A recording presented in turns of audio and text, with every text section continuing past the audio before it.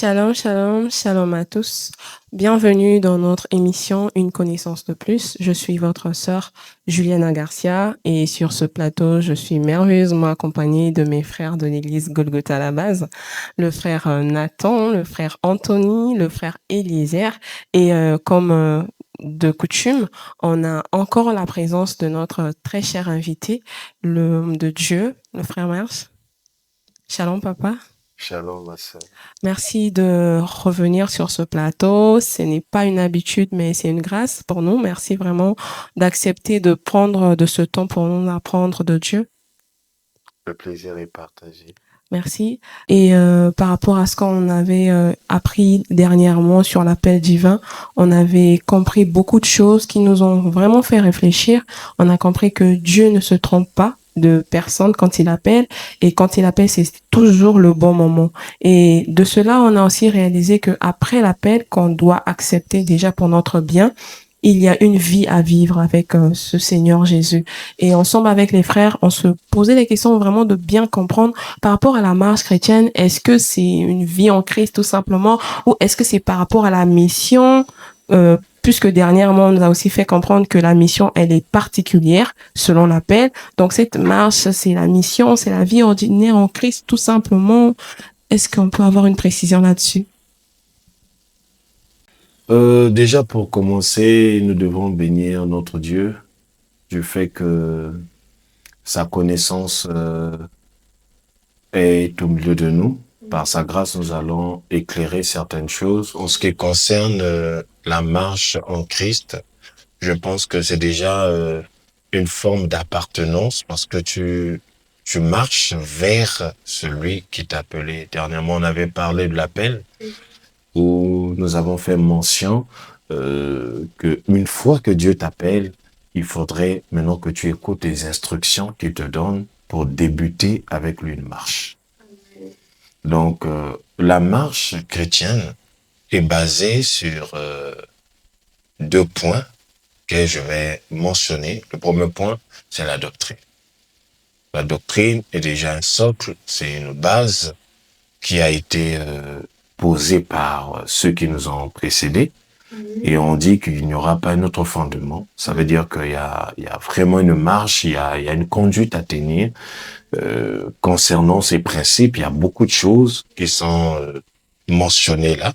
D'où ça serait toujours préférable pour la personne que le Seigneur vient d'appeler de suite de se rabattre auprès de celui que Dieu a responsabilisé pour essayer de lui rappeler quels sont les points capitaux de la doctrine en Christ, la sainte doctrine. Ok. Et suite de ça, il y aura une deuxième tâche, que moi je dis un deuxième point, c'est de faire exactement ce que Dieu te dit en particulier. Ok. Donc la marche est scindée sur ce qui est écrit et sur ce qui t'est communiqué comme instruction. Parce qu'il se pourrait que l'Éternel te dise certaines choses qu'il n'a pas dit parfois à celui qui est censé te montrer le chemin du Christ. Il y a des choses auxquelles je peux prendre l'exemple d'Élie. Élie est avec le jeune Samuel. Et Élie ne dit pas, tout ce qu'il te dira, viens me dire. Et lui dit, il dit, ton serviteur écoute. Donc ça veut dire que ce que Samuel aurait écouté, c'est lui qui a le choix de dire ou de ne pas dire. Ok, donc la marche chrétienne, c'est réunir ces deux points au juste.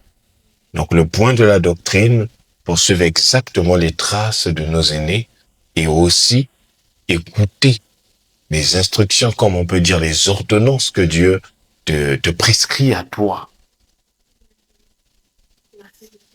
Et donc là, on comprend que dans la marche chrétienne, le premier point est que la doctrine, on a obligatoirement besoin d'en mettre, dont on avait parlé du disciple là. Évidemment. Et le deuxième point, c'est là ce qu'on doit faire attention, parce que dernièrement on disait qu'on doit être attentionné pour écouter Dieu et reconnaître ses voix. Et est-ce que par rapport à la marche chrétienne, le maître que Dieu met devant moi pour qu'il m'instruise, est-ce que ça veut dire qu'on a la même mission? Mais je dirais pas forcément la même mission, mais en termes d'énergie, il a suffisamment d'énergie qui pourrait te booster toi. Je vais prendre un exemple. Nous avons presque beaucoup de compagnies auxquelles on peut citer Total, Station, ainsi de suite. Eux, ils nous achètent pas le véhicule, juste. Mais eux, ils ont le produit qu'il faut un autre véhicule pour que nous soyons aisés, que nous parcourons nos voyages comme nous voulons. OK? Mais c'est pas Total qui t'achète ton véhicule. OK? Donc, quand tu viens, euh, ce maître n'est pas ton créateur. Ton créateur il t'a conçu, il t'a créé, il t'a façonné. Et c'est lui qui a pris soin du siège et tout ça, il a installé le tout. Et donc, quand tu viens auprès de ton maître, OK, il faudrait qu'on dise maître, parce que on parle en termes d'apprentissage. Quand tu arrives auprès de lui, il recharge. C'est lui qui saura quel est le produit qu'il doit mettre dans ton réservoir. Si c'est un moteur diesel ou un moteur en essence, il a connaissance en ça. OK? Et le chemin où tu te rends, lui, même s'il ne va pas sur le même chemin, mais il peut quand même t'orienter, il peut être utile comme une boussole. Il peut te dire que, voilà, il faut prendre telle voie pour arriver à telle place. Et quand tu vas y arriver, essaie de te renseigner auprès des autres, on va te montrer parce que je ne suis jamais arrivé là-bas. Quand Moïse prend la responsabilité de conduire le peuple d'Israël, Moïse n'est pas arrivé à Cana. Mais Moïse a quand même orienté vers la voie qui mène à Cana. Donc, c'est un peu ça. Très bien expliqué, merci.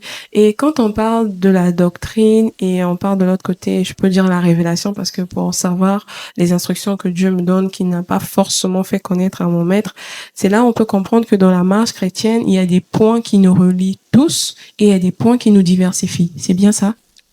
Effectivement, effectivement, nous avons des points qui nous relient tous, qui nous mettent d'un commun accord, et nous avons une particularité pour chacun. C'est là où, dans la diversité d'opérations, on n'opère pas de la même façon. Mais tout part d'un même esprit. Donc, il y a toujours du commun et de l'individualité. Nous pouvons nous assembler tout le temps, nous rassembler dans une assemblée. Nous sommes là tout le temps en train de louer ensemble. Mais il y a une chose qui ne nous lie pas, qui ne nous lie pas tous, c'est le salut individuel. OK? Donc, nous avons toujours une part de responsabilité d'aller vers Dieu, écouter ce que Dieu a pour toi. Pas pour nous, forcément, mais pour toi. Oui, pour nous, il peut dire, rassemblez-vous, priez, mais pour toi, il te dit, fais plus que ça. Prie 4 heures, prie 5 heures. Mais quand nous sommes tous ensemble, il dit, priez 2 heures. Mais après, il revient pour dire, rajoute-moi 2 heures. En ce qui te concerne. Donc, cela ne suffirait toujours pas d'être auprès de son maître, faire que ce que tout le monde fait. Les gens sont en train de faire, ce que les gens font là, c'est pas une routine juste. Parce que le christianisme n'est vraiment pas une religion comme telle, mais le christianisme est une vie. Et une vie que nous vivons sans extraire un jour. Ça veut dire que nous devons vivre ça 7 jours, 7, sans en vivre 3 et ignorer 4. Donc, c'est une continuité. C'est ça le christianisme. Merci encore. Étant donné que on n'est pas toujours fort et même à l'école, hein, il y a des matières où on est plus fort et des matières où on est moins fort. Est-ce que on peut choisir de manifester un peu plus de volonté vu qu'on a compris que le côté révélation, c'est le côté où Dieu vient nous préciser ce qu'il veut. Est-ce que le côté de doctrine, si on faillit, est-ce que ça peut passer en fait? Parce que avoir les deux quand même, à un moment donné, ça épuise aussi. Non, ça ne peut pas épuiser parce que l'esprit qui habite en nous rend fort brave, courageux. Et cet esprit n'admet vraiment pas la faiblesse parce que cet esprit n'est pas, comment je pourrais dire, cet esprit n'est pas là à nous encourager dans des fables au juste. Ok, c'est un esprit qui vient s'ajouter à nous pour nous rendre forts. Donc, quand tu es peut-être misérable, je ne sais comment, quand cet esprit s'ajoute, cet esprit fait de toi une personne d'honneur, une personne de dignité. Ok, donc je ne vois pas comment ça serait difficile pour nous de joindre et la doctrine et la révélation. Ça n'a vraiment pas d'écart. Déjà, quand tu es dans la doctrine, tu as forte chance de d'œuvrer dans la révélation. Magique. Oui, donc nous avons qu'un seul Dieu qui dispense le tout. La révélation n'est pas quelque chose d'extra ou tout, c'est juste un autre langage de Dieu. Tu vois? Donc ce n'est vraiment pas, je dirais que ce n'est vraiment pas évident de séparer, de dire que bon, moi je choisis pour moi la doctrine et tout, non. Il faudrait que Dieu te donne cette capacité d'arriver à parler comme lui. Tu vois, Pierre, quand Pierre est indexé et on voulait lui faire une leçon de morale, quand il a commencé à parler, il parlait dans la peur. Il avait peur, il était angoissé, mais il parlait quand même comme Jésus, alors que Jésus n'a jamais eu peur. Ok, donc quand tu te crois faible, cependant tu es fort. Ça, c'est chez nous, c'est comme ça que ça fonctionne. Amen. En tout cas, ça fait fort parce que à un moment donné, on écoute même dans l'église les langages, non, même si j'ai pas dansé, je danse à la maison pour mon Dieu. Genre, on s'excuse parfois de certains comportements à l'église qui font partie des éléments de la doctrine. Pourquoi? Parce que on prétend qu'en intimité, on fait des choses que les hommes ne voient pas. Mais là, on se rend compte que de partout, on est censé vraiment rester authentique, en fait. Évidemment, il faut être authentique partout parce que notre Dieu est omniprésent. Nous ne marchons pas avec Dieu, genre que tout de suite à l'église tu l'avais et hors l'église tu le laisses d'abord à l'église là-bas et pour venir lui retrouver après. Non, nous marchons avec lui, nous vivons avec lui, nous sommes morts avec lui, ressuscités avec lui. Donc c'est ce Dieu-là, c'est sa façade qui se présente de partout. Donc c'est carrément une erreur de ne pas glorifier Dieu avec toutes ses forces, par exemple. Déjà, le communisme, c'est quelque chose qui est très, très logique dans l'Église. C'est tout à fait normal d'être animé d'un même sentiment. Quand les autres sont en train de danser aussi, chanter, chanter également, prier, prier également. C'est vraiment beau et c'est ce que Dieu recommande parce que c'est ce qu'il avait recommandé aux apôtres. Et peu importe le nombre qu'ils étaient, il y avait aussi quelques disciples avec eux. Et ils se sont réunis à un niveau où ils avaient tous un commun accord. Donc c'est ce que l'Église, nous devons nous devons vraiment travailler dessus, nous arranger à ce qu'il y ait cette atmosphère dans la communauté qui règne. D'accord. En tout cas, il n'y a plus d'excuses. Et on a remarqué en vous écoutant que le côté de la révélation, c'est le côté qui nous, peut-être pas divise, mais c'est ce qui fait en sorte que on a un message venant de Dieu que le maître n'a pas forcément. Alors, dans ce sens, qu'en est-il que Dieu m'ait mis à cœur de faire quelque chose, mais que le maître, lui, n'a pas su et du coup, qui n'approuve pas? Comment je me comporte, en fait, pour obéir à Dieu? Ok, moi je dirais que c'est vraiment une erreur. C'est une erreur de dire que le maître n'agrée pas ou le maître n'admet pas ou le maître n'est qu'une représentation du Dieu qui t'ordonne de faire. Ok, donc c'est une représentation graphique de Dieu. Donc du coup, si Dieu te dit une chose, ce qui est important, ce n'est pas seulement écouter Dieu, c'est aussi d'avoir la notion du temps. Parce qu'il se pourrait que Dieu t'informe aujourd'hui pour ce qu'il te recommande de faire en 2028. Et donc, peut-être par manque de patience, il se pourrait que tu te lances déjà dans ce processus et que ça ne plaise pas au Sauveur général qui est ton maître. Ça ne va pas lui plaire. Vous serez en contradiction. Et pourtant, tu vas beau vouloir lui faire comprendre que ça vient de Dieu, mais lui, il te dira non. S'il te dira non, c'est en fonction du temps.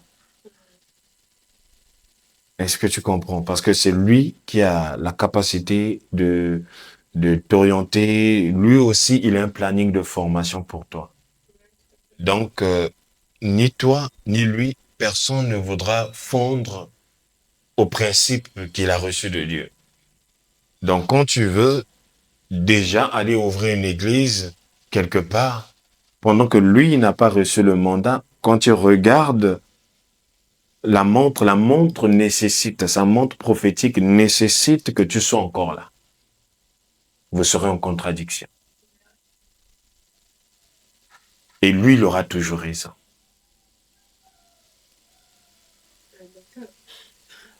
Il aura toujours raison parce que c'est lui qui a été responsabilisé. C'est Dieu qui lui dira la fin de la mission de X est déjà imminente. Tout ce que Dieu me met à cœur, quand je suis confrontée à une situation où le maître n'est pas d'accord, ça veut dire que le maître, il a raison. On peut pas prendre ça dans un contexte où peut-être que Dieu veut m'éprouver, voir si je suis vraiment déterminée à faire sa mission. Voilà pourquoi il a mis une personne que je respecte juste pour voir ma détermination. Non, je ne dirais pas ça parce que sinon Dieu t'aurait changé d'établissement. Moi, je vais te dire une chose. Euh, Dans un poulailler, il y a un coq qui commande en chef. Si tu vois un autre coq vouloir ramener euh, euh, certains cafards dans le poulailler et que celui qui coiffe l'a dit non, non, non, ce cafard-là ne va pas rentrer ici, tu peux pas faire violence parce que tu seras déjà en tort. Selon les principes, tu es en tort. Tu travailles sur lui, donc c'est à lui de te déterminer, de te dire ce que tu dois faire. Le jour où tu auras ton propre garage, tu pourras maintenant faire ce que tu veux. Mais pour l'instant, s'il te demande de continuer à vidanger des véhicules, tu vas continuer à le faire, même si tu sais réparer le véhicule. Mais si lui t'ordonne de vidanger que des véhicules, avec ta grande connaissance que tu as là, tu vas te soumettre, tu vas faire ce qu'il te demande de faire. Merci, je vais passer le micro aux frères qui vont poser aussi également une question. J'aimerais souligner, sans t'interrompre, mais il faut souligner le fait où, quand une personne est confrontée aux situations comme ça, où Dieu t'a dit une chose, tu arrives et que ton père, ton conducteur n'admet pas, il faut pas le prendre au travers, mais il faut repartir auprès de celui qui t'avait parlé. Ouais, et c'est lui qui te dira le pourquoi ton père n'a pas admis. Il se pourrait que tu n'as pas encore cette énergie. Tu vois, on vient donner un ordre à Gédéon, mais après, il y a un temps, on lui demande de choisir la nuit. C'est-à-dire, ce n'est pas le jour où on lui parle dans la matinée qu'il doit renverser l'autel de Baal. Est-ce que tu comprends? Oui, Donc, il y a aussi surtout la notion du temps. d'accord. Plus tôt, c'est un poison. Plus tard, c'est un poison. Juste milieu. Le juste milieu, c'est la convenance. D'accord, merci. En tout cas, moi, je comprends que peu importe notre capacité à recevoir de Dieu des révélations, l'obéissance est la clé de la réussite de notre marche. Amen. Et Merci. vaut mieux que les sacrifices. Amen. Le frère Nathan a posé ses questions. Shalom, papa. Shalom, bien-aimé. En tout cas, je suis vraiment dans la joie d'être avec vous. Merci, le plaisir est partagé entre J'ai entendu, vous avez parlé de la prière. Ma question est celle-ci. J'aimerais savoir comment la prière influence-t-elle votre relation avec Dieu dans votre marche quotidienne, en tout cas. Ouais, la prière est très indispensable. Mhm. La prière est très indispensable. La prière est comme une recharge de batterie du téléphone.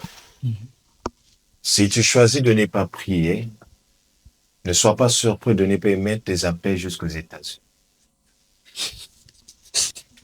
Donc, je dirais que la prière reste vraiment une activité euh, très, très importante dans une marche chrétienne. Et je vois même plus loin le Seigneur qui dit, priez afin que vous ne tombez point en tentation. Ça veut dire que le même Dieu qui nous demande de prier, c'est celui aussi qui nous annonce que nous sommes comme des brebis au milieu des loups. Donc, ce qui revient à dire, ne pas prier, c'est s'exposer à soi-même. Hormis d'abord la relation avec Dieu, ça te met en danger, ça t'expose, ça te met à la merci des ondes négatives. Donc moi, je souhaiterais vraiment, je dirais de la prière, que la prière est indispensable comme de l'eau. Donc il faut prier quand tu en as l'occasion, en tout cas, maximise le paquet parce que c'est une énergie power bank. Donc, pour conclure, je peux dire que la prière, je peux le dire que c'est comme la clé de toute chose. La prière n'est pas la clé de toute chose parce que c'est la parole qui est la clé de toute chose. OK? Mais la prière n'est pas exclue. Donc, si la parole de Dieu est une clé qui ouvre plusieurs portes, parce que la clé, quand je parle de la parole de Dieu, je fais allusion à Jésus. Jésus lui-même, qui est la parole faite chair, est une clé qui ouvre toutes les portes. Ça veut dire que si la parole est une clé, ça veut dire que la prière est un objet qu'on appelle porte-clé. Wow. Ça veut dire que ça, la clé et porte-clé, les deux sont des amis indispensables. Si tu lâches porte-clé, ne sois pas surpris de perdre ta clé. OK? Donc, les deux doivent toujours être joints. Il n'y a pas vraiment un choix, il n'y a pas une énergie à la hauteur de séparer les deux. Et c'est même quand tu as la clé que tu sauras utiliser ce porte-clés. Donc, ceux qui ont la parole ne se privent pas de la prière. Parce que dans la parole, il y a l'énergie de la prière. OK? Tu veux prier, la parole va te dire, voici comment vous devez prier. Amen. Amen. Amen. Amen. Amen. Donc, par là, mon frère, tu comprends que ne t'étouffe pas, mais ne te laisse pas emporter, il faut prier. Merci. Merci, papa. Et ma deuxième question est celle-ci. Quel rôle joue le jeûne et la méditation dans notre marche chrétienne, et notre développement spirituel? C'est ce que j'aimerais savoir. Okay. Le jeûne et quoi? Et la méditation. Et la méditation. Déjà que la méditation est une alimentation. Hein, c'est un petit déjeuner, repas, dîner, tout ça. Donc tout ce qui est une activité nourricière, c'est la méditation. OK? Et le jeûne, c'est comme je peux dire, comment est-ce qu'on appelle ça? Généralement, nous, on appelle ça lime couteau, lime je ne sais pas quoi. Ça veut dire que ça aiguise. Ça aiguise ton esprit et ça te donne la possibilité de renforcer une énergie de représailles. Ça veut dire que quand tu es en face des forces qui t'ont résisté hier, il suffisait juste de rajouter, de jeûner, par exemple. Ça augmente une énergie sur ce que tu avais hier et ça te donne la possibilité de déloger ce genre d'esprit. Voilà pourquoi la parole vient et dit jeûner, ce genre d'esprit, il faut jeûner, prier pour pouvoir avoir le dessus sur eux. Ok? Et donc, dans le vrai sens des Écritures, nous constatons que c'est face aux adversités qui surpassaient des décisions que les gens jeûnaient. Amen. Les gens ne jeûnaient pas pour grandir. Les gens jeûnaient pour faire face. Quand Esther est face à un conflit, avec Mardochée, ils se disent que bon, là, on doit jeûner 3 jours pour trouver une solution parce que nous sommes dans une situation délicate. Ok? Une situation très urgente qui, si on fait pas le paquet, on perd. Et on constate que Daniel, quand il fait un jeûne, il avait besoin de quelque chose qu'il ne pouvait pas avoir par une simple prière. Il fallait rajouter. Et on dit que dès qu'il a jeûné, même le premier jour, Dieu l'avait déjà exaucé. Donc, il y a certaines choses, c'est plus dans le contexte. Moi, en parcours des Écritures, je constate que c'est plus dans le contexte d'affronter, de supplier, de recevoir quelque chose que les gens entraient en jeûne. Ce n'était pas pour avoir une maturité spirituelle. Parce que le peuple d'Israël, c'était un peuple très compliqué devant Dieu. C'est-à-dire, ils étaient très désobéissants. Mais ça leur arrivait de jeûner quand il s'agissait de remporter des batailles. Est-ce que, quand ils jeûnaient, ils croissaient en spiritualité? Ou bien ils obtenaient juste le résultat de ce qu'ils demandaient? Voilà. Donc, c'est un peu dans ce cadre-là. Et c'est très important. J'ai répondu selon les Écritures. Donc, c'est très important de jeûner, mais c'est mieux vraiment de craindre Dieu. C'est dans la crainte de Dieu où il y a la croissance. Papa, je peux dire, dans toute chose, c'est seulement la crainte de Dieu. Ouais, la crainte de Dieu est le socle. La crainte de Dieu est le socle. C'est seulement qui que tu sois, peu importe tes sources de provenance et tout ça. Si seulement tu crains Dieu, Dieu te démarque des autres. Merci, papa. Et le troisième est que, comment surmonter les obstacles à la marche chrétienne tels que la doute ou la tentation? Bien, ouais. La tentation, il y a une formule déjà inscrite. Là, on dit prier sans cesse afin que vous ne... Voilà. Et je pense que sur ce qui concerne le doute, le remède du doute, c'est de beaucoup vraiment écouter des hommes inspirés de Dieu. Parce que le doute est l'ennemi de la foi.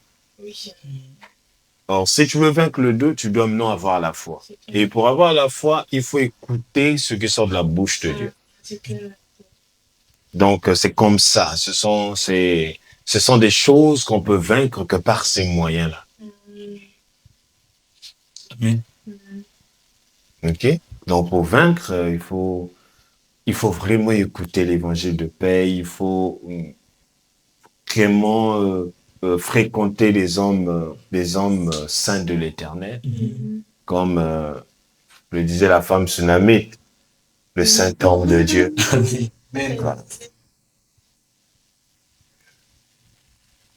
Ma toute dernière question est que j'aimerais savoir quel passage biblique vous inspire plus dans votre marche chrétienne. Mais moi, aucun passage biblique ne m'inspire, mais c'est toute la parole qui m'inspire.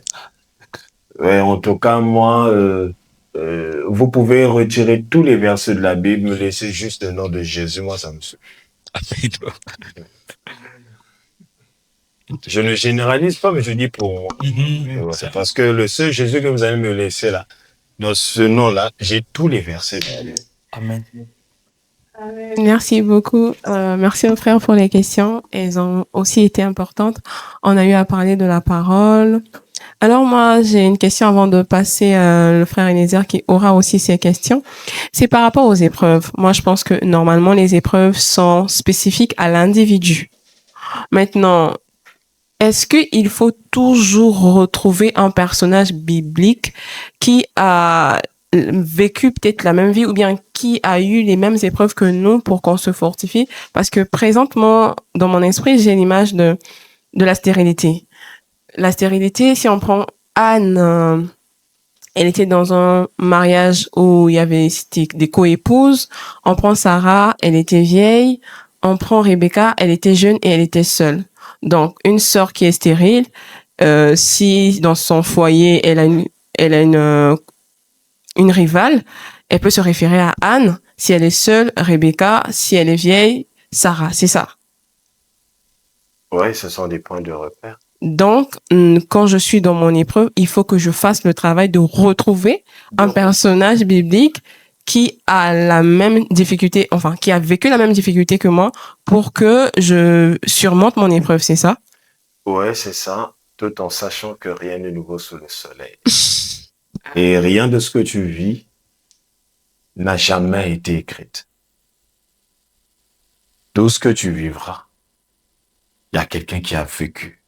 Il y a un verset qui dit les souffrances que tu traverses, plusieurs. OK? Voilà. Donc, du coup, nous avons toujours des points de repère. Là où quand tu le fixes, tu consultes, tu vois la fin, ça t'édifie. De retrouver des personnes. Maintenant, est-ce que je dois faire ce que ces personnes ont eu à faire pour avoir aussi le résultat? Parce que on a la même stérilité, par exemple, mais est-ce que je dois aboutir au même procédé pour avoir la solution ou sinon, comment ça se passe? OK, c'est aussi évident. C'est possible. C'est possible de procéder comme ces personnes et c'est aussi possible de consulter une fois de plus l'Éternel. Parce que je vais te prendre un exemple pour éclaircir ce cas-là. Je te prends un exemple. Moi, j'ai du palu. Tu as du palu. Nous nous rendons dans un centre hospitalier. Le même médecin nous consulte. Mais à moi, il m'exige une perfusion et à toi, il te prescrit une ordonnance comprimée. Et pourtant, il fallait que tu prennes la perfusion comme moi. Oui, on a le grand titre palu, mais on n'a pas le même taux. Tu vois? Maintenant, ceux qui nous verront dans la localité où on traite le palu, donc tous là sont des paludéens. C'est vrai. OK. Mais alors que toi, tu ne dormiras pas à l'hôpital. Ouais, c'est vrai. Pendant que moi, je serai hospitalisé. Oui, donc c'est toujours important de se faire consulter, de consulter les personnes qui ont la part de Dieu pour t'aider, pour te dire que ton cas parfois n'est pas... C'est vrai que ça reflète au cas de Anne, mais ce n'est pas vraiment ça parce que les motivations de la stérilité de Anne ne sont peut-être pas les mêmes réalités que toi tu vis. C'est ça aussi. Il y a un grand titre, mais le fond n'est pas pareil. Chez toi, parfois, c'est ton oncle au village, mais chez Anne, c'était pour la gloire de Dieu. Amen. Amen. OK. Mais on lit la stérilité. C'est ça. D'où je conseillerais de repartir, se faire consulter auprès des serviteurs de l'Éternel. C'est eux qui te diront exactement ce qu'il faut faire. Ou soit tu rentres en privé, tu pries toi-même et Dieu te dit regarde comment tu dois faire. Amen. En tout cas, la particularité, on doit toujours repartir auprès de Dieu. Toujours repartir au pied de Jésus. Merci. Le frère Eliezer, il va poser sa question. Papa, en fait, moi, j'avais une question par rapport au parler de la parole. Et question exacte souvent que est-ce que c'est possible de déguiser la parole de Dieu? Vu qu'on dit que c'est l'épée, c'est la parole. Donc, de l'aiguiser ou de la rendre performante, genre, avec belle lumière en gros. Ah, d'accord. Oui, c'est possible d'aiguiser l'épée de l'esprit. Parce que l'épée de l'esprit, c'est la parole de Dieu.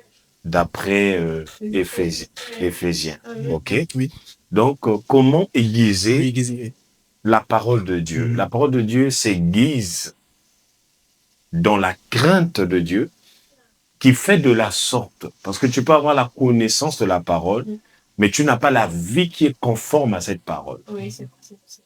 Donc, du coup, tu auras une parole que tu déclares. Il est écrit, mais ça ne transcende pas. Donc, il faut aiguiser dans la crainte de Dieu. OK?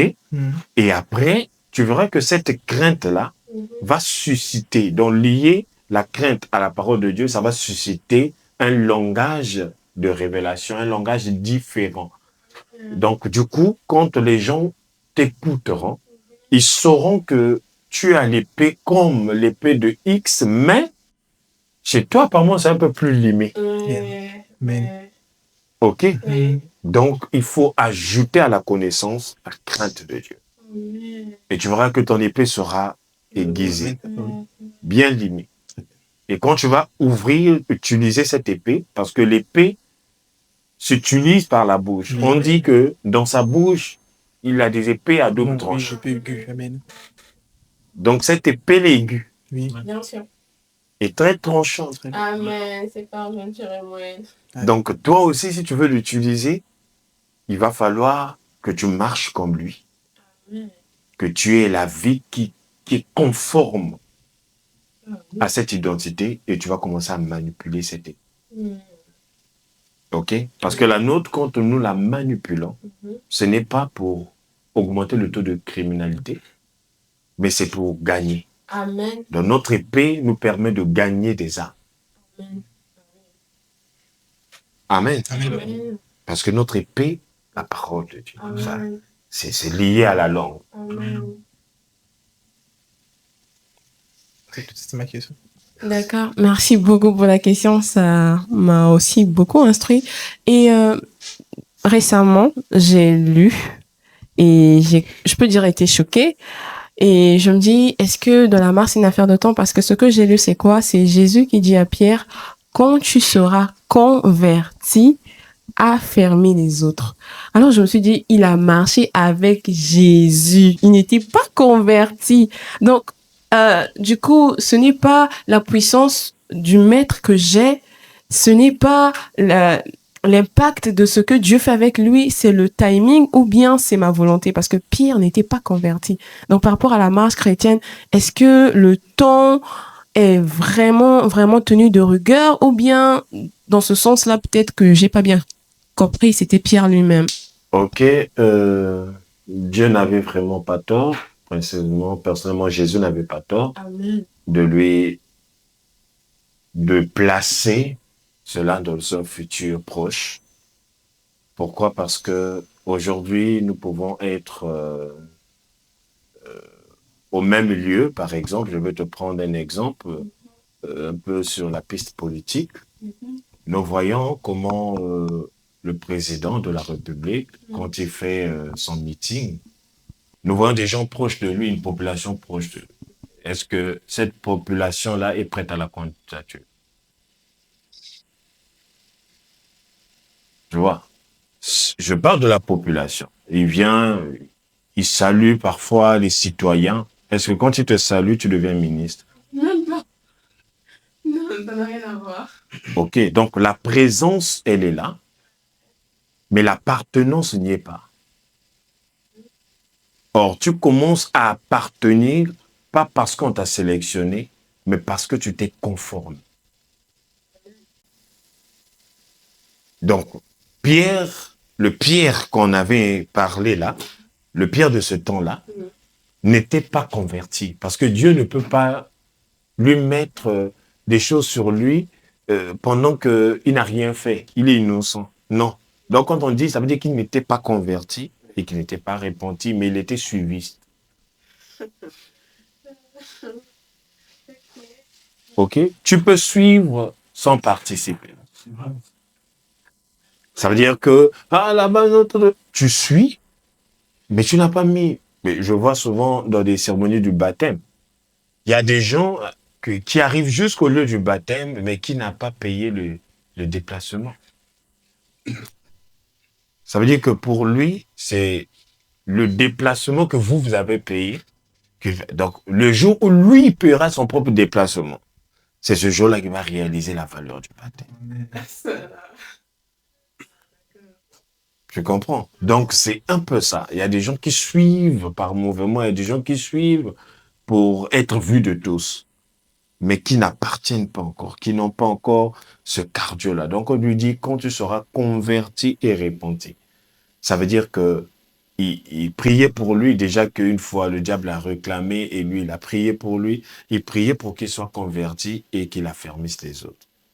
Ok, donc il n'y a pas seulement, c'est comme je disais au départ, il n'y a pas que la communauté, il n'y a pas que la communion, mais aussi l'individualité. Il faudrait que personnellement, que tu appartiennes, que tu aies des confessions personnelles avec Dieu pour résister. Sinon, quand il y aura un courant d'eau là, toi, tu vas t'envoler pendant que les autres seront affermis. Donc, c'est une part de responsabilité de tout un chacun, homme comme femme, de vouloir se convertir et se repentir. Parce que quand tu te convertis, la religion, s'il faudrait que je parle en termes de religion, bien que le christianisme ne soit pas une religion, mais se convertir, c'est comme s'accepter devant tous que dorénavant, je suis dans ça. Donc, si vous m'avez connu façon, je suis maintenant dans ça. Ça, ce n'est que l'annonce que tu donnes. La conversion est comme une annonce. C'est-à-dire que tu annonces que dorénavant, je suis Jésus. Maintenant, c'est la repentance qui fait confirmer que tu es réellement dans ça. Parce que tu peux te proclamer, mais il n'y a pas des œuvres. Dans la repentance, ce sont des œuvres qui s'ajoutent à la foi de la conversion. Donc, si la conversion est une foi, parce que tu témoignes la foi, ça veut dire que la repentance sont des œuvres de la foi. Or, une foi sans des œuvres est une foi morte. Donc, ça veut dire une confession, une conversion sans une repentance, c'est mort. Échec. Donc, tu n'es pas chrétien. Il faudrait qu'il y ait des deux. Amen, amen. Donc, j'ai compris que c'était de la responsabilité de Paul aussi de s'intéresser un peu plus, de ne pas seulement suivre. Et là, pour faire un résumé, je me rends compte de là ce que vous avez dit, qu'on n'a pas à choisir entre la doctrine et la révélation, parce que la conversion ici, ça va comme dans la doctrine où il y a tout le monde. Donc, il pouvait suivre Jésus en secret, mais en réalité, il n'avait pas encore proclamé ouvertement. Donc, du coup, on a vraiment intérêt d'être équilibré, en fait. Évidemment, merci beaucoup. Pour essayer d'apporter un peu de lumière, la preuve est née que vous avez vu comment Jésus lui a mis à l'épreuve. Il dit carrément qu'il ne connaît pas Jésus. Ça veut dire que cette conversion, c'était pas vrai. Tu vois, parce qu'il était question d'avouer cette religion devant tout le monde. Oui. Voilà.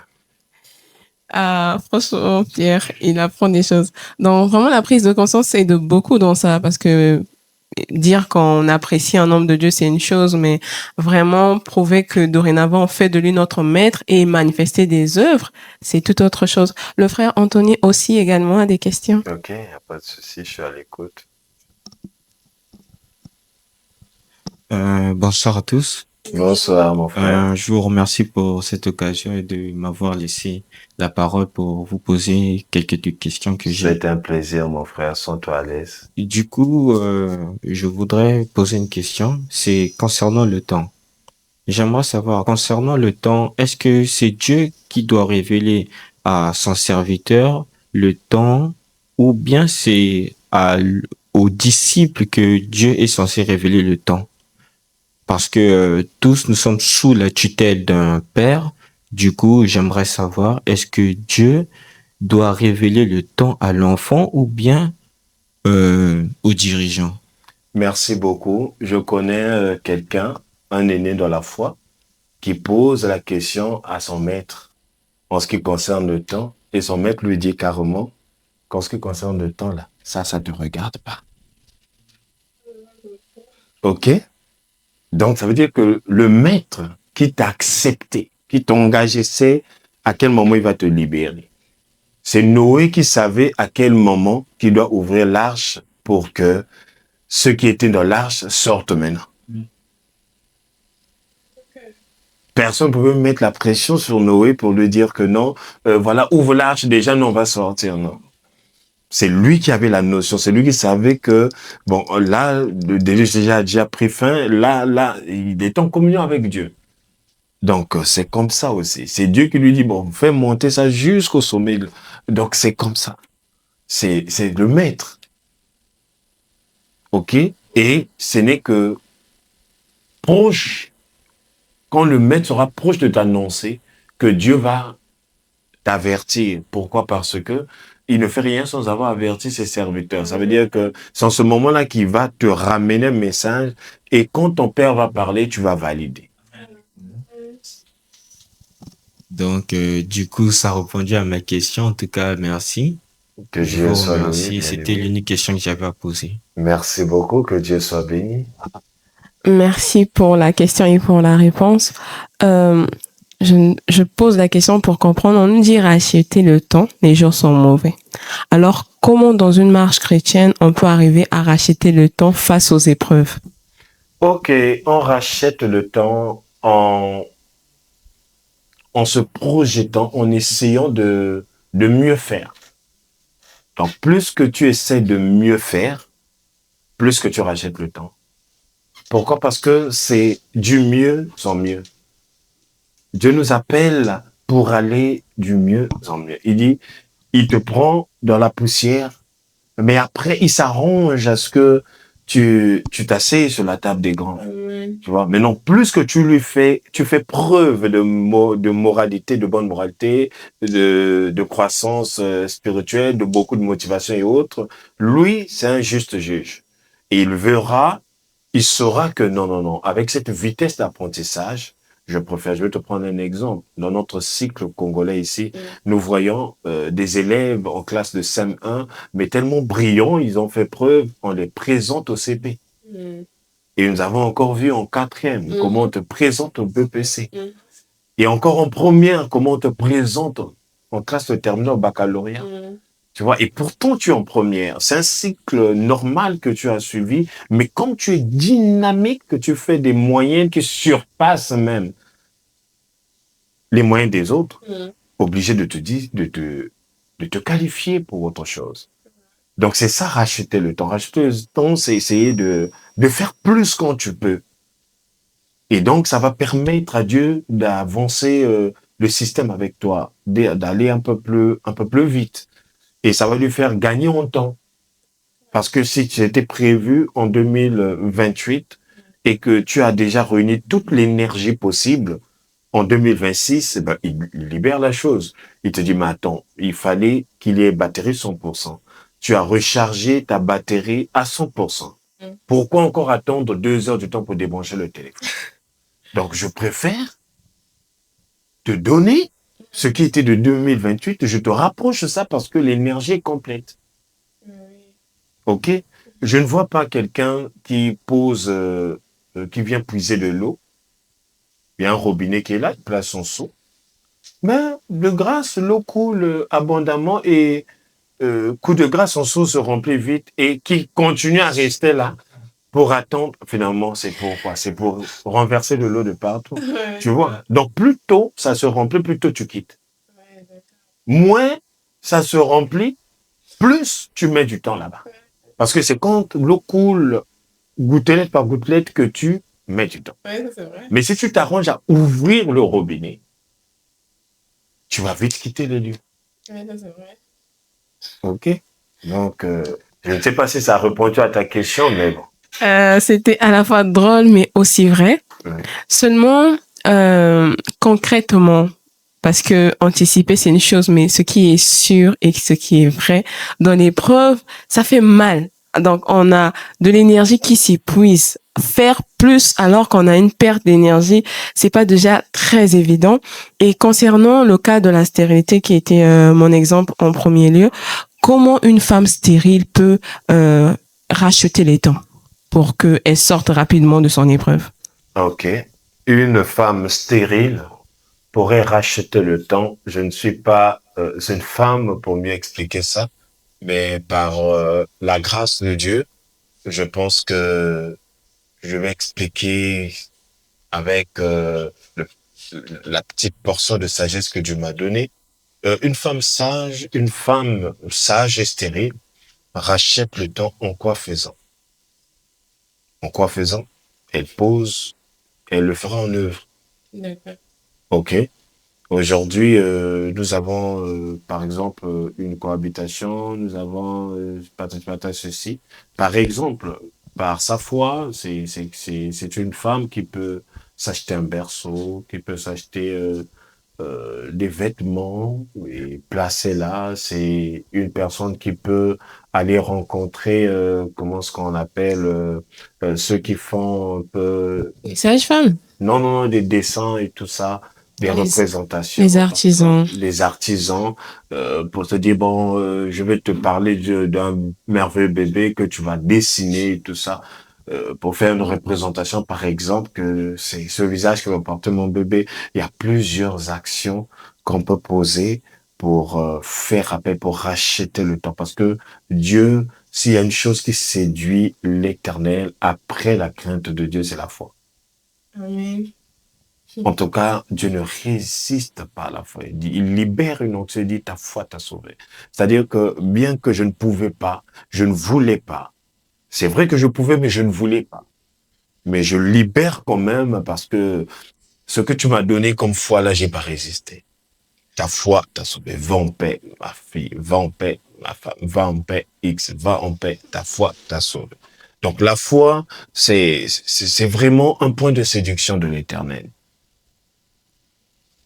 Donc, du coup, des œuvres qui accompagnent la foi rachètent le temps. Mais ça fait tellement mal quand on voit encore ce genre d'éléments et puis on ne vit pas la chose. Moi, je trouve que ça devient encore plus douloureux. Et est-ce que dans ce sens, est-ce que c'est sage de caler un temps, de dire que j'ai acheté mon berceau, j'ai des images, je me dis cette année ne doit pas finir, il faudrait que je sois enceinte. Est-ce que programmer vraiment dans ce sens, est-ce que c'est sage? Parce que quelquefois aussi ça marche pas, hein. Donc est-ce que c'est sage de faire ça? Ok, moi personnellement, je déconseille ça. C'est vrai que parfois, dans une position où on attend urgemment, et parfois on se fixe un délai et tout, mais franchement, moi personnellement, je déconseille cela parce que il se pourrait que dans ta prière, que tu atteignes un niveau tellement que tu es avide, tu atteins un niveau où tu deviens même, tu amenes des paroles arrogantes, où tu deviens orgueilleux, croyant que tu as la foi. OK? Parce que le maître des temps, Dieu n'a jamais dit que ton père, ta mère, tes frères, tes cousins sont des maîtres des temps. En ce qui concerne le temps, un seul en est le maître. C'est Dieu. Donc, au lieu de limiter le temps, je souhaiterais, au lieu de se caler un temps, je souhaiterais de maximiser la foi. OK? Parce que si tu maximises la foi, tu réduis le temps sans parler du temps, sans proclamer le temps, mais tu réduis le temps. Parce que cette foi va cibler le maître des temps. Et il dit qu'il est le consommateur de la foi. Ça veut dire que s'il y a un plat qu'il aime le plus, c'est ça. Donc, du coup, il va venir en hâte, il va venir rapidement. C'est comme une mouche face à une impureté, il va venir rapidement. Donc, moi, je suggère aux gens de faire croître leur foi. Au lieu d'imposer à Dieu un rythme. C'est Dieu qui est censé nous imposer des rythmes. Mais nous sommes censés lui donner la foi. OK? Donc, je ne sais pas si ça soulage tout le monde. Personnellement, j'ai parlé de moi. Oui, j'ai compris. Parce que ça évite aussi la frustration. Parce que généralement, dans les cas où ça ne marche pas, on se dit, mais Seigneur, j'ai tout fait, j'ai les photos, j'ai le berceau. Mais comme on dit, hein, on l'en propose, Dieu dispose. Il faudrait le faire sagement, ne pas peut-être caler carrément telle date, avant, exemple, la fin de l'année, pour ne Ok, pas être je vais essayer surstressé. de t'éclairer. Pendant que tu parles là, je me souviens d'une dame qui avait un problème qui l'angoissait tellement. Elle s'appelle la femme tsunamite. Elle avait vraiment, elle était élevée en dignité. Ah oui, hein. C'était une femme de grande renommée.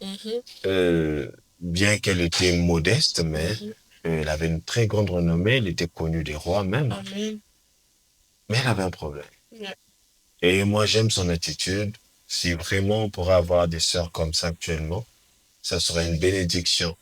Son attitude n'était pas de faire appel au Saint-Homme de Dieu et puis commencer à lui raconter ses histoires. Pour lui dire, homme, Saint-Homme de Dieu, même si je t'ai appelé dans cette maison, c'est parce que il y a ceci, il y a cela. Non. Mais elle a été dans le besoin et elle avait forcément un enfant. Elle avait une belle famille qui guettait de partout. Ah oui. Donc, elle était au chaud. Certainement. Mais elle a gardé son calme. Au lieu de regarder à la situation, elle a regardé à la solution de la situation. Et donc, c'est la solution de la situation qui s'inquiète maintenant d'elle. Pourquoi? Parce qu'une solution ne peut pas arriver sans pourtant qu'il y ait un problème. Ouais, ça c'est vrai. Donc, si tu anticipes la solution, ça veut dire que ton problème est résolu. Donc, c'est comme ça qu'il fait appel à la solution. Que la solution soit logée dans sa maison. Pour que la solution elle-même identifie le problème. Et donc, c'est comme ça que ça se passe. Si tu appelles un sapeur-pompier chez toi à la maison, pendant que toi tu dors, lui il est en train de fouiller les fumées. Ça sort d'où? Tu n'as pas besoin de lui dire que voilà, ici il y a ceci. Non. Du fait qu'il vive là, tu verras que c'est toujours lui qui dit ah, je sens le gaz. Est-ce que vous avez bien fermé? C'est-à-dire qu'il s'inquiète de tout. Parce que c'est son domaine. Donc le domaine, le Saint-Homme de Dieu avait ce pouvoir-là de décréter l'onction, de déclarer les paroles pour que cela s'accomplisse. Et donc c'est comme ça. Abraham n'avait pas invité cet homme-là pour venir lui exposer les problèmes qu'il a avec Sarah. Donc tu te rends compte que ceux qui avaient ce genre de situation, dans la majorité, ne faisaient pas mention de cette situation, mais faisaient que recours aux autorités compétentes de résoudre ces problèmes. Et c'est comme ça que Sarah aussi a bénéficié d'Isaac. Pourquoi? Parce que Abraham avait invité pour qu'il mange et non pour expliquer les problèmes. Le frère Nathan, notre Nathan également nous a rejoint. Je pense qu'il va avoir quelques questions également. Mais avant de lui passer le micro, moi je me dis, est-ce que la femme tsunamite, elle n'était pas juste peut-être désespérée et puis donc elle vivait sa vie seulement normalement. Bon, l'enfant c'est un souci, bon je fais autre chose, je continue à servir le Seigneur parce que quelquefois c'est comme si quand on est dans une difficulté, mieux vaut ne plus penser à ça. Comme ça, si Dieu il fait, s'il fait pas, bon, on reste attaché et continue à faire le bien. Est-ce que c'est une bonne attitude? Ben, moi, je ne pense pas qu'elle était... C'est vrai, peut-être qu'elle avait attendu longtemps et tout, mais après, je ne dirais pas qu'elle s'en foutait. Moi, je dirais plutôt qu'elle réfléchissait sur comment faire après avoir peut-être trop fait. Et elle s'est dit, est-ce que je ne pouvais pas innover en stratégie? Tu vois, et après, elle a trouvé une stratégie, une ligne de conduite.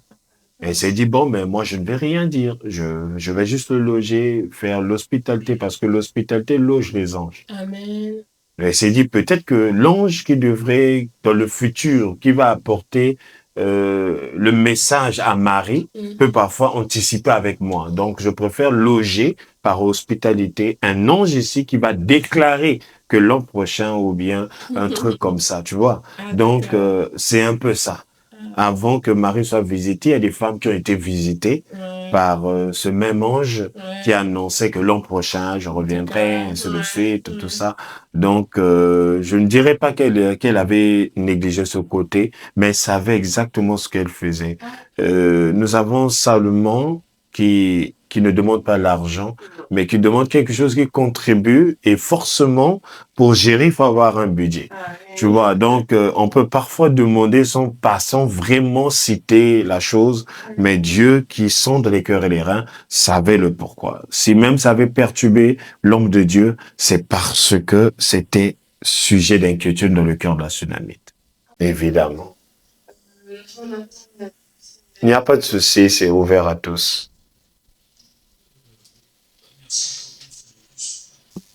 J'ai entendu que le mot crainte s'est répété de plusieurs fois.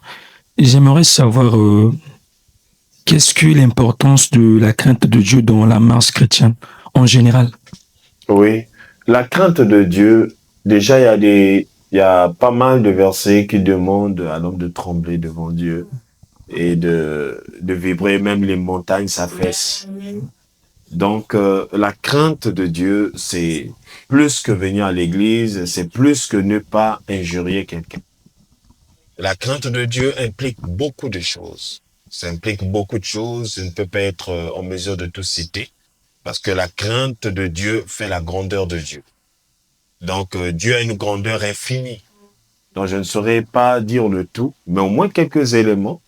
Et dans ces quelques éléments, je peux citer les attitudes que tu as quand Dieu est proclamé en un lieu, quand Dieu est célébré en un lieu. Je vois comment le président de la République, quand il arrive en un lieu, les gens sont mouvementés, les gens ont des attitudes, les gens sont concentrés.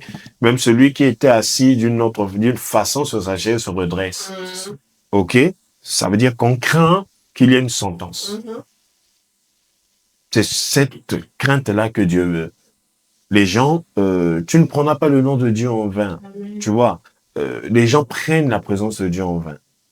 Et quand la personne s'abstient de mentir, la personne dit que je crains Dieu. Non, tu obéis à la loi, tu ne crains pas Dieu. Craindre de Dieu, c'est trembler devant Dieu. Craindre de Dieu, c'est lui responsabiliser, l'établir, bien qu'il soit établi par lui-même, mais tu l'établis à la dimension de ta foi au juste. Donc, c'est lui l'entité supérieure, c'est lui... donc, tu le places au-dessus des rois. Et donc, quand il arrive, quand il s'agit de Dieu, tu te redresses, tu te regardes, tu te mires. C'est ça la crainte de Dieu, d'abord dans une forme globale. Ça veut dire, parce que c'est parce que tu crains que tu ne peux pas injurer le président.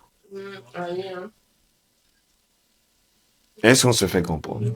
Aujourd'hui, le président de la République, c'est parce que tu le crains. Et tu crains la sécurité qui est autour de lui, voilà pourquoi tu ne vas pas l'injurer. Mais parfois, tu es très impoli dans ta famille. Mais qu'est-ce qui fait à ce que tu n'oses pas? Parce que tu crains. Donc, la crainte de Dieu, cette représentation de Dieu-là, cette présentation de Dieu, comment tu le présentes, c'est ce qui va influencer le reste de tes œuvres. Or, les gens veulent obéir à la loi sans crainte de Dieu. Ok, tu ne voleras pas. La personne dit que je ne veux pas voler, je crains Dieu. Mais il y a des païens qui ne volent pas. Ils craignent qui? Ils craignent pas Dieu en tout cas. Amen. Tu vois, donc c'est un peu ça. C'est un peu ça. Même les antéchrists. Je peux dire même ceux qui sont dans une autre religion. À Dubaï, on ne vole pas.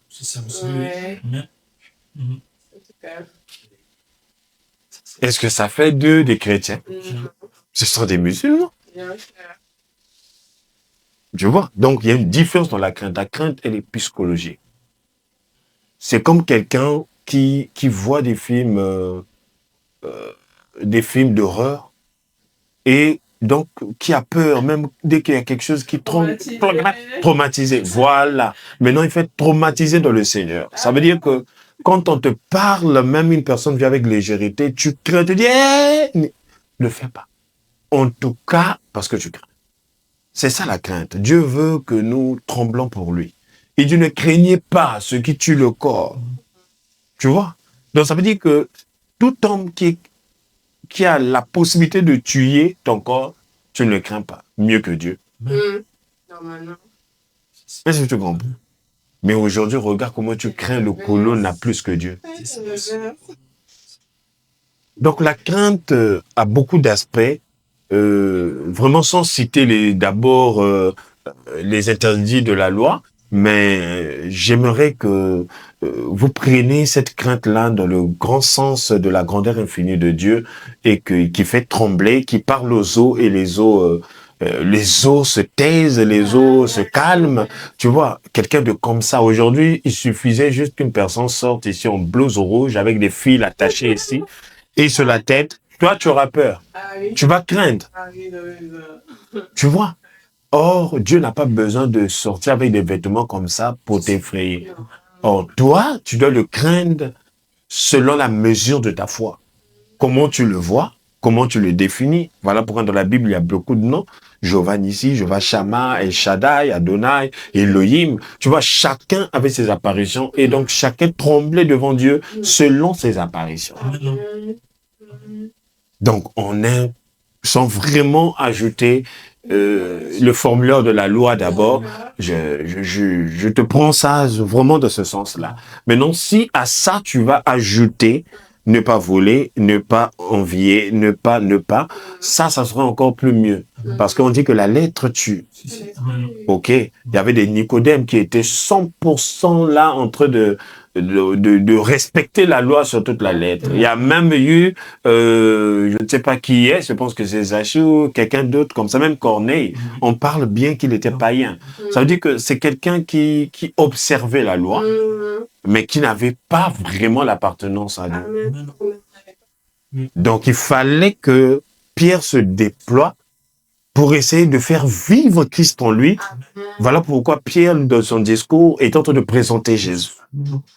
Parce que c'est ça la crainte. C'est-à-dire qu'on te présente quelqu'un, ça t'influence par rapport à son aspect et automatiquement, ça te fait rentrer dans le système, dans la religion. Ok? Je peux dire dans la religion comme dans le christianisme, dans cette vie-là au juste. Donc, il faudrait d'abord que tu le représentes. Si tu n'as pas une représentation de lui, tu ne vas pas le craindre. Ok? Tu vas obéir à la loi, mais tu ne vas pas craindre Dieu. C'est vrai. Ouais, mais le représenter, c'est dans toute sa grandeur. Il n'est pas le même pour tous. Quand on dit Jésus est le même, celui qui chante là, il est le même pour lui. C'est vrai. Mais sinon, il a plusieurs apparitions. Amen. S'il choisit des épreuves de Pierre dans une prison, c'est qu'il a choisi de Jonas dans l'eau, dans Ninive. Tu vois? Mais non. Est-ce que Jonas pourra parler de Dieu comme Pierre? Non, Ils n'ont pas les mêmes épreuves. c'est ça.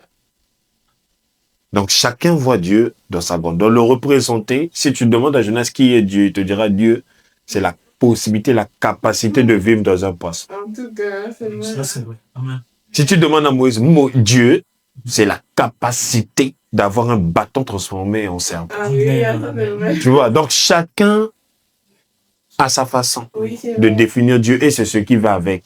Voilà pourquoi il n'y a pas qu'un seul don. Ouais. Il y en a plusieurs. Oui. Donc, parmi ces dons, les 9 cités par exemple, tu comprends que chaque don a son commentaire. Bien sûr. Et il n'y a pas qu'un seul ministère. Chaque ministère a son commentaire. Ah oui, amen. De la façon dont Luc présente Dieu, c'est pas comme Matthieu. C'est vrai. Tel qui diffère. Donc, c'est un peu ça. Donc, ce qui nous concerne, c'est qu'on doit repartir dans les dieux commandements. Là, on dit que il ne faut pas envier ce qui se passe dans la maison du voisin. Amen. Donc, chacun devait se suffire avec la manifestation que Dieu a préférée pour lui. Amen. Amen. Amen. Merci. Je t'en prie. Le frère Nathan, celui qui nous a rejoint récemment, c'est lui qui va poser ses questions. Il n'y a pas de souci. Bonjour, homme de Dieu. Bonjour, mon frère. Je suis ravi d'être dans ce plateau. Merci, sois la bienvenue. Merci. Homme de Dieu, j'ai médité de la Bible et je suis tombé sur un verset. J'ai besoin d'éclaircissement. Ok. Pourrais-je lire le verset? Oui, il n'y a pas de souci. D'accord. par la grâce. C'est dans 1 Timothée 2 au verset 15. La Bible dit, elle sera néanmoins sauvée en devenant mère, si elle persévère avec modestie, dans la foi, dans la charité et dans la sainteté. Maintenant, ma question est la suivante. Donc, prenons le cas où la femme en question, elle est devenue mère, mais son enfant est un bandit et il tue des gens. Son enfant était un bandit, un clouna, il tue des gens, il vole et il fait la vie. Et son homme, il lui a laissé, elle est devenue veuve, son homme est mort. Dans le cadre là, ce passage biblique a toujours un impact dans la vie de cette femme. Vous voyez, son fils est devenu un clouna, un raté pour la société. Aidez-moi à retrouver le verset. Oui. Dans Et 1 présenter. Timothée 2, au verset 15.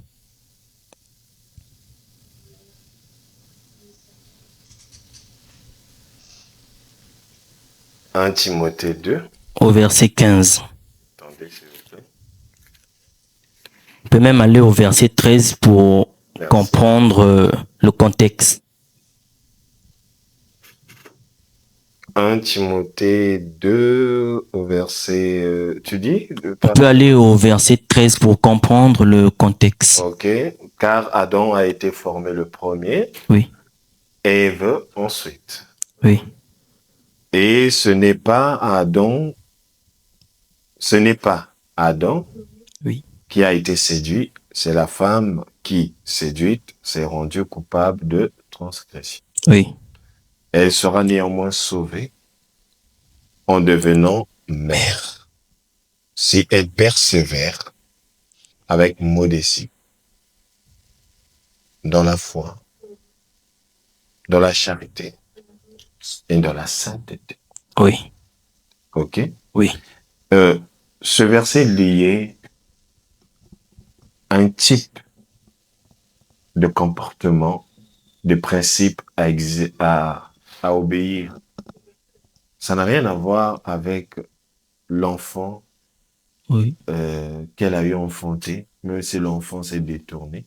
Oui. Mais si elle reste si elle persévère, Oui. si elle est modeste, Oui. si elle garde la foi, si elle est dans la charité Oui. et dans la sainteté, elle accomplit ce qu'il faut Oui. pour qu'elle soit sauvée. Amen. Amen. En réalité, en devenant mère, n'est vraiment pas dans le sens toujours de faire des bébés. Oui. Parce qu'il y a des gens qui vont accomplir ces choses sans avoir un bébé. Oui. Ok? Ok. Dieu parle vraiment en parabole. Et comme Oui. je disais toujours qu'il y a 4 langages. Oui. Oui. Ok? Oui. Donc, il y a 4 langages. Oui. Quand on demande à la femme,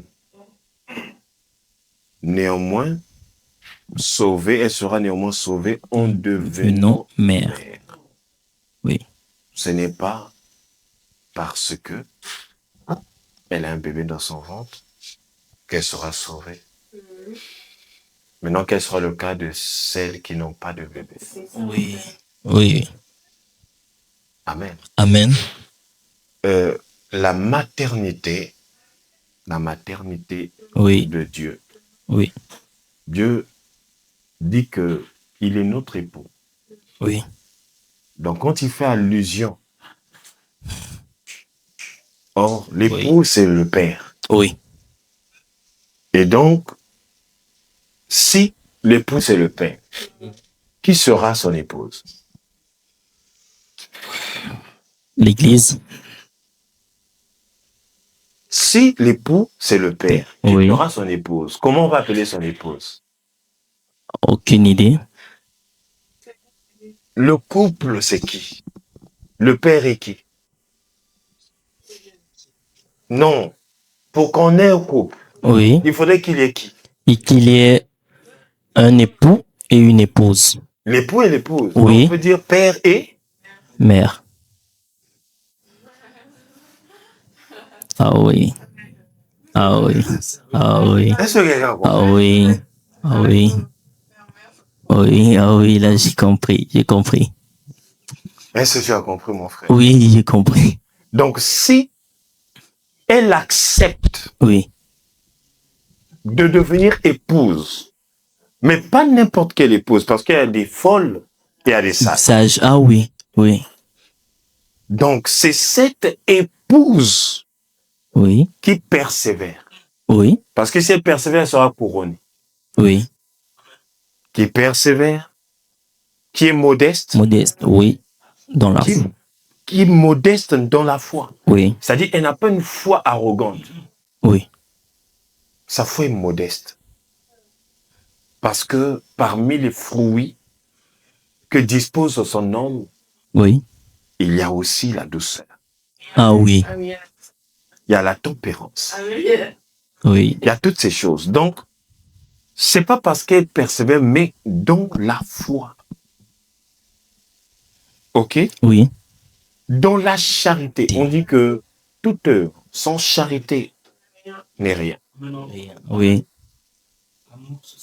Et dans la sainteté pour avoir l'identité de son nom. ah oui. Amen. Donc, l'épouse dont on fait allusion là, c'est pas une copie de quelqu'un. Non. Oui, OK? oui, Donc, cette mère, c'est la femme du Père, oui, oui, l'épouse de l'Église, oui, l'épouse de l'époux de l'Église. amen. Donc, l'Église devait persévérer, l'Église devait marcher dans la foi, Oui, sinon, il ne sera plus agréable à Dieu, l'époux va se retirer. oui, L'Église devait marcher dans la charité, oui. et l'Église devait marcher dans la sainteté. Sainteté. C'est comme ça qu'elle sera sauvée. Oui, C'est bon? oui, homme de Dieu, merci. Mais homme de Dieu, Oui. quand vous avez commencé à détailler, vous m'avez parlé de 4 langages. J'aimerais en savoir plus sur les 4 langages. Ouais, les quatre langages Oui. de Dieu. Il y en a 4. Je pense que je ne cesse de parler de ça. Il y a, Oui. il y a quoi? Il y a la connaissance, il y a la prophétie, il y a la doctrine et il y a la révélation. Oui, Ce sont les 4 langages qui sont les 4 branches du fleuve de la jeunesse. amen. OK? Donc, quand on dit c'est un seul fleuve, mais qui se sépare en 4. Oui, Voilà. Donc, dans la révélation, c'est ça. D'où on a l'évangile, mais Oui. qui est dispensé par 4. 4, oui. Les 4 évangiles. Tu vois? Oui. Donc, il y a 4. La part, voilà pourquoi on précise l'évangile Selon. Ah oui. C'est-à-dire le mot-clé reste évangile, mais Amen. selon X, selon Amen. Y, selon Z, selon les 4 êtres. Amen. OK? Donc, Oui. chacun parle selon la grâce qu'il a Qu'il a reçue reçue. de Dieu. Amen. D'autres parlent comme des aigles, d'autres parlent comme des taureaux, d'autres parlent comme des hommes, d'autres parlent comme des lions. OK? Donc, ce qui nous suffit, ce qui te suffit, c'est la grâce, c'est comme la question de ma sœur Juliana. C'est là où Dieu t'envoie. Dieu t'envoie auprès de celui qui parle comment? S'il parle comme un lion, tu seras un lionçon. Amen. S'il parle comme un aigle, comme un aiglon. Donc, c'est comme ça, au juste, au fur et à mesure. Est-ce que tu comprends? Sinon, il y a un langage de doctrine, il y a un langage de prophétie, il y a un langage, ainsi de suite. Amen. Tu vois? Donc, Oui. dans la prophétie, dans l'Apocalypse, on voit là-haut, il y a une dame, mais cette dame est grosse. Je pense que ça atteste, non? Il y a des écritures qui attestent le combat du dragon et Ben voilà. Donc, tu vois, il y a... Voilà. Donc, il y a beaucoup de langages. Amen. Tous ces langages-là, et vraiment pour me réserver vraiment du tout, je préfère aller lentement et sûrement, sinon cette émission ne prendra pas fin. Oui, oui, ça c'est sûr.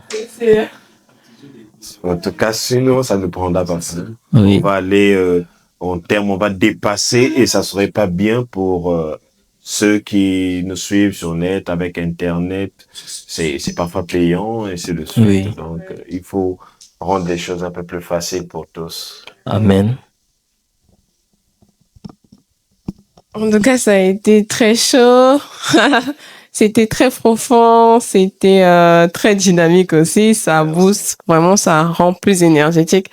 Mais comme il faut savoir résumer aussi pour permettre à tout un chacun d'avoir l'essentiel, sinon après on se divague et puis on retient rien de bon, malheureusement.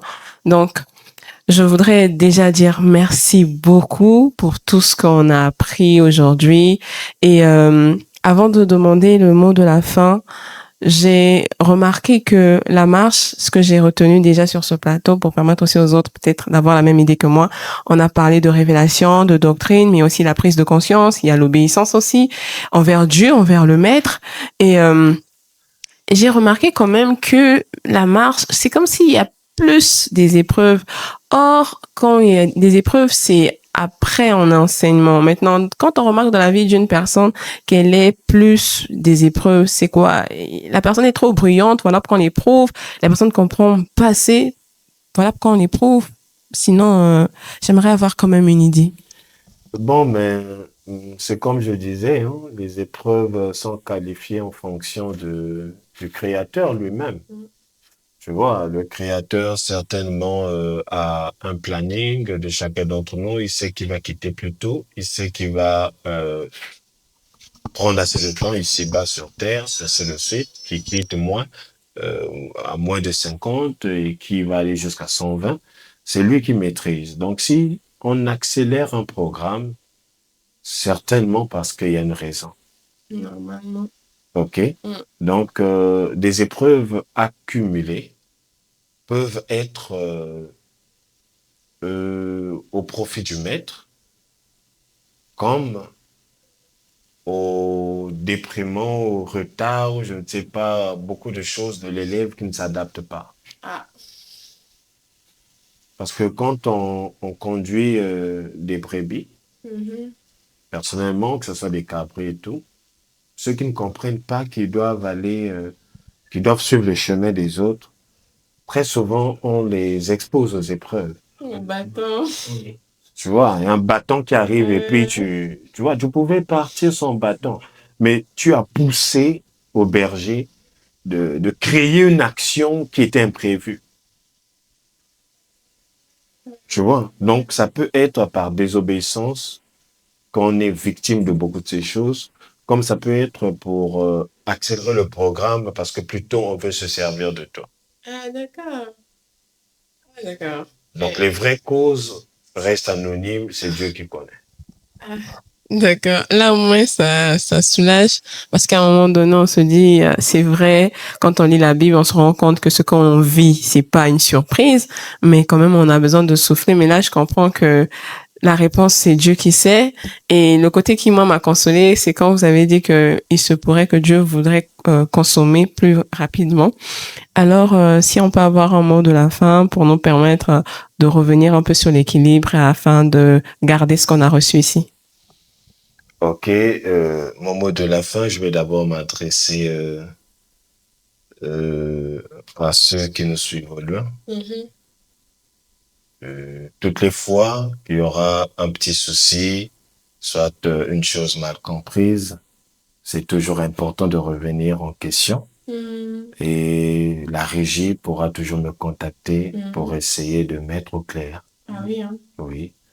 Et encore pour vous aussi, que Dieu continue à vous animer du zèle. Amen. Et que l'Éternel vous aide vraiment à avoir et la doctrine et la conduite. Amen. Amen. Pour que votre foi soit assise. Et j'aimerais vraiment que le Seigneur nous aide tous à lui représenter de partout. Amen. En réalité, nous ne sommes que des panneaux publicitaires. C'est Dieu qui sait quel est le poster affiché sur toi. C'est ça. Ok? Donc, soyons disponibles, soyons raisonnables, soyons sociaux et battons-nous à avoir surtout les fruits du Saint-Esprit. Je connais Jean-Baptiste qui dit produisez des fruits dignes de la repentance. Donc, je pense que les fruits sont vraiment indispensables. Il faudrait qu'on ait ces fruits-là. Oui. Aujourd'hui, on peut crier du haut des toits que je suis chrétien, j'ai le Saint-Esprit, mais la balance de tout ça, c'est les fruits du Saint-Esprit, juste parce que si ça ne se conforme pas à ce que tu nous dis, en tout cas, ça ne sert même plus de crier et on va pas te prêter nos oreilles pour écouter tes cris. Donc, Dieu nous aide à avoir révisé ça. Écrivez ça sur vos murs, dans vos agendas. Écrivez en gros caractères. Faites défiler sur vos écrans tout le temps en mode veille. Que ça reste là afin de travailler dessus. Travailler dessus. Un après l'autre, ainsi de suite, jusqu'à totaliser le tout. Et vous verrez la splendeur de Dieu en vous. Donc, c'est ce que je recommande à tous ceux qui auront le privilège de suivre. De suivre, la régie pourra balancer ce verset qui va vraiment, Galates 5, 22, ça va vraiment vous édifier. C'est un miroir pour tout chrétien. Amen. Et à la fois ajouter les œuvres. Ok, au sacrifice, ajouter l'obéissance. Amen. À la prière, ajouter la persévérance. Donc, que Dieu vous aide, que Dieu nous aide tous. Et je sais qu'un jour, nous ferons la joie du ciel. Que Dieu vous bénisse. Et à cette opportunité, cette occasion, je vais recommander aussi entre les mains de Dieu pour clore. Éternel, notre Dieu, nous te rendons infiniment gloire et honneur. Nous te bénissons, Père de gloire, pour ces riches moments.